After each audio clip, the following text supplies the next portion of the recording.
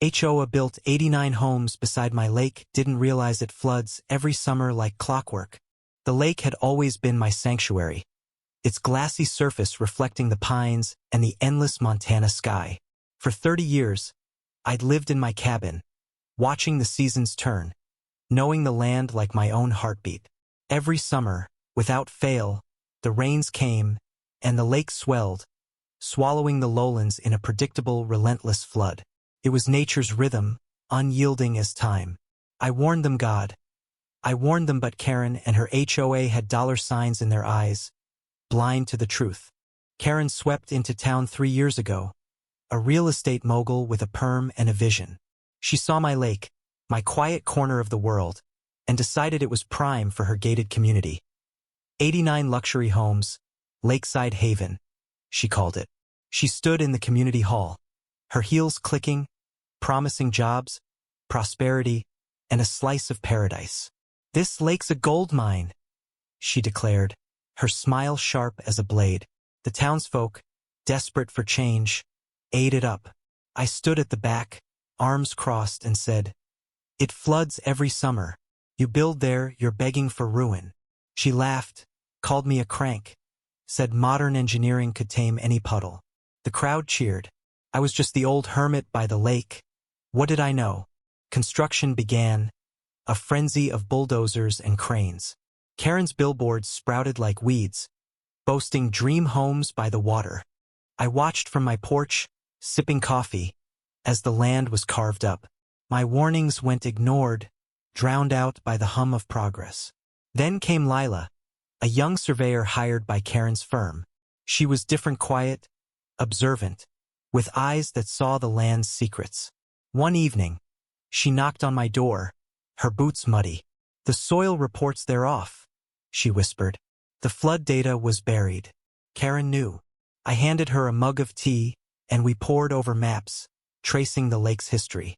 Lila was my twist of hope, a crack in Karen's facade. Summer arrived, and with it the rains. The lake roared, its waters rising like a beast waking from slumber.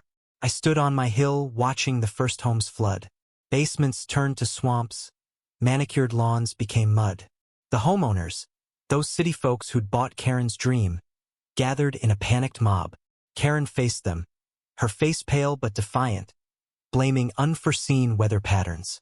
That's when Lila stepped forward, her voice trembling but clear, holding up the buried reports. She knew. Lila shouted. She hid the flood risks to sell those homes. The crowd turned on Karen, their fury a living thing. I saw betrayal in their eyes, the kind that cuts deeper than loss. But the twist wasn't done. Among the homeowners was Tom, a grizzled man in a flannel shirt, who'd lost everything in those waters: his savings, his kids' college fund. He'd been Karen's biggest supporter, her right-hand man, even helped her silence doubters like me.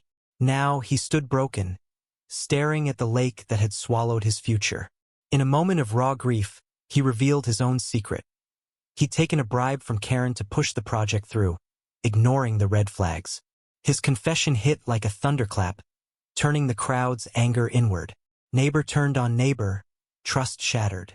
The community Karen built wasn't just flood, it was fractured.